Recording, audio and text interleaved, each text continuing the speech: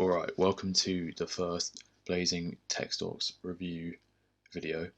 What I plan with these videos is basically to make them slightly longer than the usual videos, but make it more broad, so going through different tech stocks, different companies um, over the course of the video, so they'll be slightly longer, but more broad. Uh, so I'll be going more into these stocks I believe people should own and why they should own them or buy them now or even hold off a little bit before buying them. But these are the stocks I'm interested in and will be continuing to review in future videos. We'll kick things off with Apple. Because this is my first video on this, I'll probably just go through all the stocks in my portfolio, aside from Tesla, because I did a big video on that yesterday. So if you want to know more about Tesla, you can check that video out. But for the rest of the stocks, I'll quickly go through them in this video. There'll be a bit more.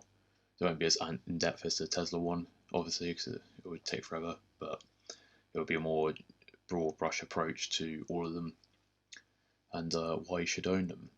If you're wondering where my face is, it's because my built-in laptop camera is potato. It doesn't do 1080p output, so I ordered a new one on Amazon, which does do 1080p. So that should be arriving tomorrow. So I should have that by tomorrow, and you'll be able to see my face again. So yeah, it's not just a faceless voice, but that's okay. So I'll just do the screencast for this one, so I can show you the information at hand. And then, without further ado, we'll go straight into it. So to address one of the two main elephants in the room, obviously Apple and Tesla, they've both had their stock splits. Apple's is 4-1, Tesla was 5-1, I believe. I did a big video on Tesla yesterday, so you can watch that if you want to know more about that.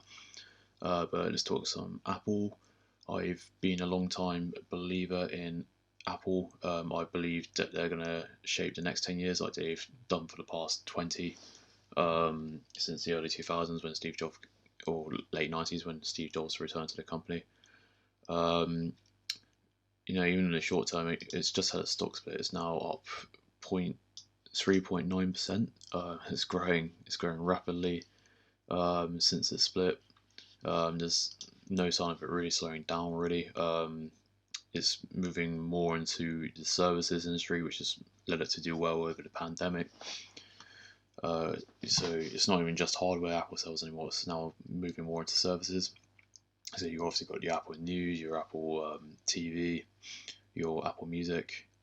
So I believe it's going to double down more on those services in the coming years. Not only that, but Tim Cook said in an interview, I can't remember who it was with, but he was saying Apple, when you look back from 30 years from now to Apple's contributions to humanity, it won't be the iPhone, it'll be their contributions to healthcare. So I guess I'm not an owner of an Apple Watch, but through the use of Apple Watch and wearables, Apple are going to start doubling down on their contributions to health, and I believe in what he says. Like Apple, has long been known as a company to pull new technology out of the bag and make it mainstream.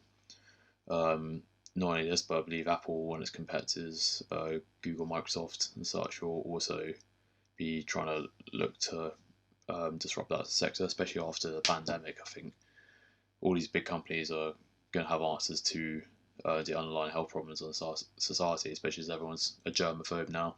They're going to want their technology to constantly monitor them and provide them with information on their day-to-day health, and also be able to notify their doctor if they need help, which is pretty cool.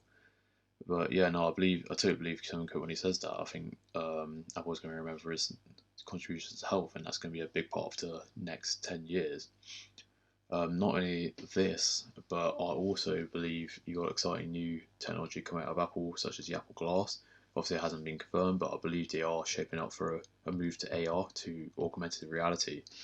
Reason being is because in their new iOS 14 update, they're adding something called App Clips, which is like a lightweight app which installs itself in the background. So you just scan a QR code, for example, in the environment in the real world, It was installed as a lightweight version of the full app. So say you're looking at a book in a bookstore in the real world, and you scan the code, it will install Amazon in the background. You don't have it installed on your phone, and it would just pop up and say, "Oh, do you want to buy this book on Amazon? It's cheaper." Blah blah blah. Yeah, and it'll have like a lot of user case for that in the real world with AR.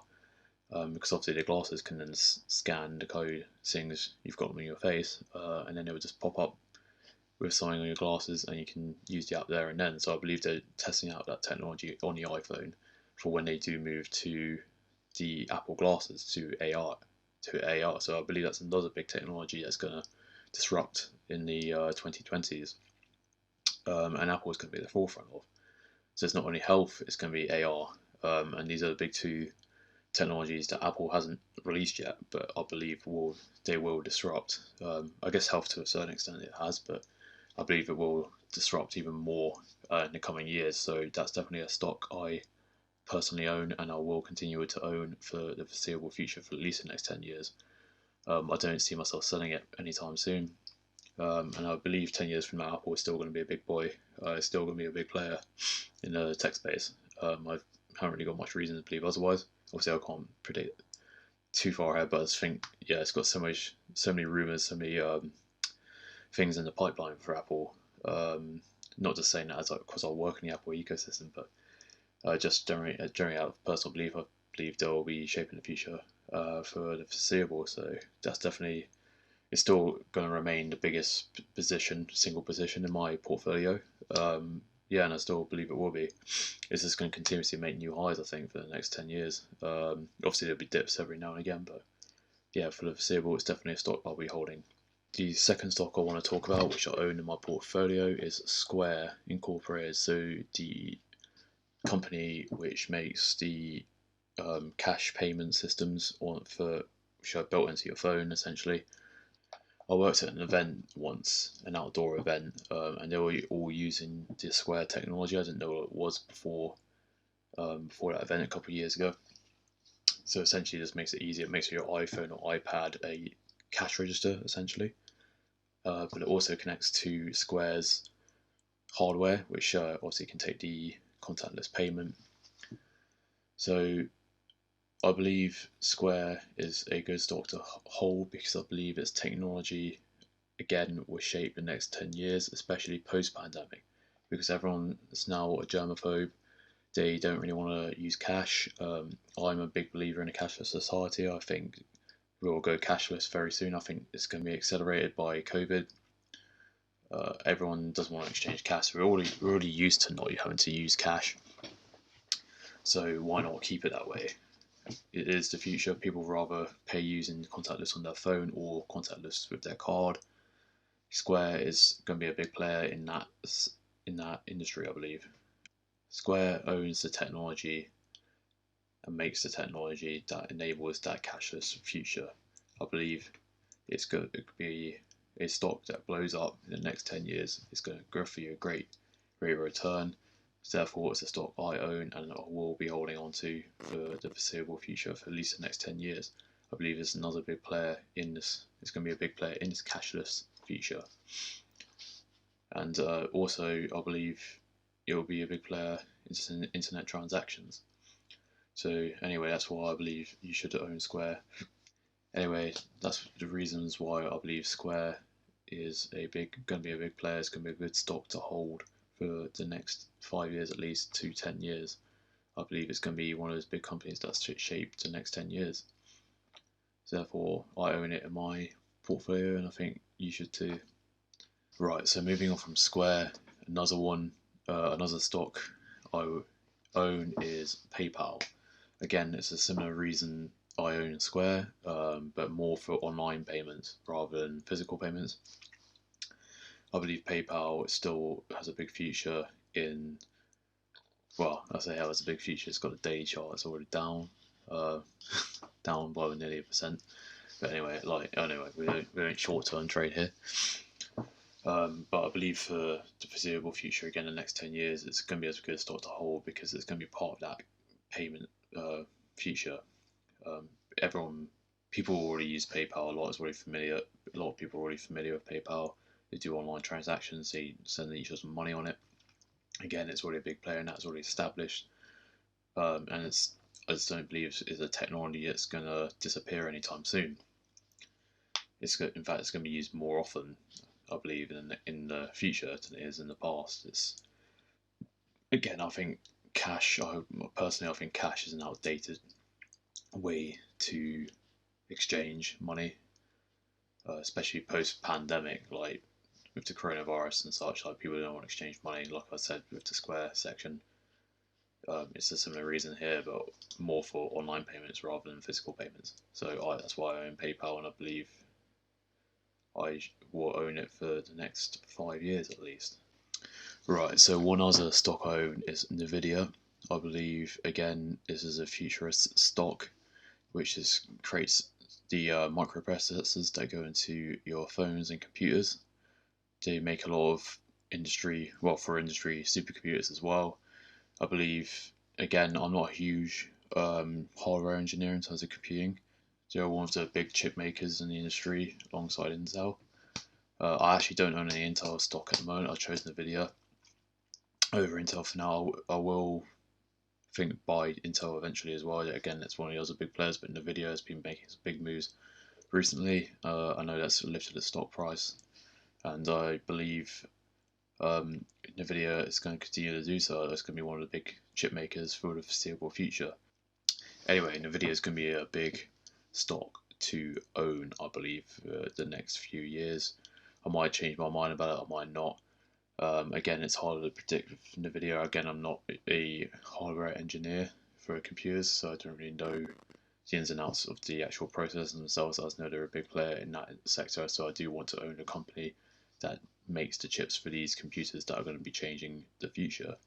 That's why I own Nvidia.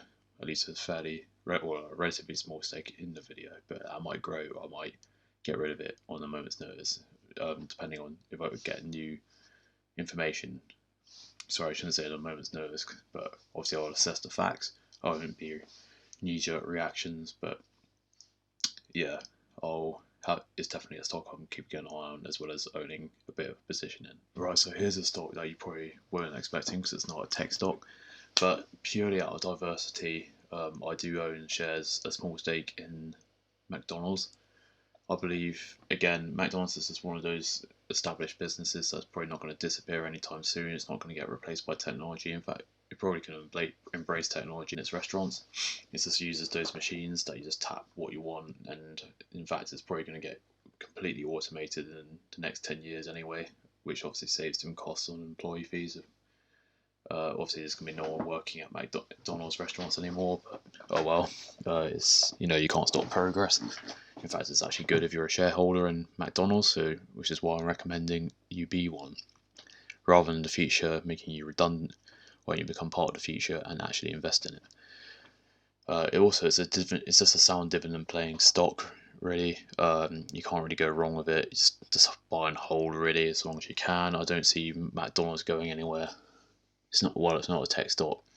It uses technology and it will continue to use it. I reckon those restaurants will be fully automated by the end of the decade. Again, it embraces technology. Everyone's going to want a bloody Big Mac every now and again. It's not going to disappear, and it's a stock that's been growing year on year. I don't see any chance of it slowing down. I think it's a good price post pandemic because obviously restaurants had to close. So yeah, I believe it will be a strong buy, at least to hold for the next the next decade. So yeah, that's why I own McDonald's. Barrick Gold, but it's also the stock that Warren Buffett recently, well, he didn't recently buy it, was like 7 or 8 weeks ago now, but it recently came out that he bought a big stake in Barrick Gold and sold a lot of his positions in US banks, which is quite a bearish look for the outlook for the stock market. I bought it as a hedge against a stock market collapse, because obviously there's a lot of money printing going on with COVID to pay for all the debt from COVID essentially, which obviously causes inflation. And gold is always a good bet against inflation because it's the original currency. Value of gold relative to the currency, it's fairly consistent. It used to be on a gold standard. not anymore. Gold, owning a gold stock, as for Warren says, it's a productive asset rather than gold being a non-productive asset. It doesn't produce dividends or anything, as in owning a gold stock does. But yeah, it's basically a leveraged bet on gold in case of a collapse. So that is why I own Barrick Gold. Well, thanks for watching. Let me know if you enjoyed it. Please subscribe if you want more videos similar to this one. I'll have more videos going on individual stocks more in depth. This video is basically going to be a more, as I said at the start, more broad, looking at a variety of stocks which might be worth owning, which I own, or yeah, I think are worth owning. So I'm gonna have like a mixture between the two sort of varieties of videos. I might also start making some videos based more on the tech side of things rather than just the investment side of it. But yeah, as I said, this channel's going to be sort of a mixture of the two. Like people are sort of, for people who are sort of passionate about technology, but also passionate about owning the stocks that make this technology, and also sort of financially sort of cautious, I guess. So you know, if you want to actually invest part of your money into stocks, as you it's it's so easy at the moment. You've got fractional shares, like the barrier to entry is so low, you don't have to pay any commission. So I believe more and more people at the lower end or lower incomes will start hopefully investing in stocks, because it is a great way to build your wealth over time. At first, even a few years ago, it was sort of locked off to the lower income people. It's more of a rich person's game. You had to have a lot of money. You had to buy full shares, especially in expensive stocks like Amazon, for example. You had to pay hefty commissions. So just even to break even, you had to make sort of, a return on your investment just to even break even, which is absurd. As in, like nowadays, you've got things like Robinhood and Trading 212 that makes it commission free, and you can also buy just fractional shares and still get the same price exposure, exposure to the price movement. It was as little as possible. So the game's changed in the last sort of 5 years. 3 to 5 years. So I believe there's going to be more and more people who are my age, who are younger, who have lower income, that are going to get more and more involved in investing in the stock market, at least fractioning off a part of their income to go towards stocks, as I believe everyone should do it, especially now that it's so easy to do it. I believe everyone should have a section of their net worth in stocks. All right. Well, thanks for making it this far. If you have, as I said, please subscribe. If you want more, please like or dislike, provide feedback. Well, yeah. Well, have a good one.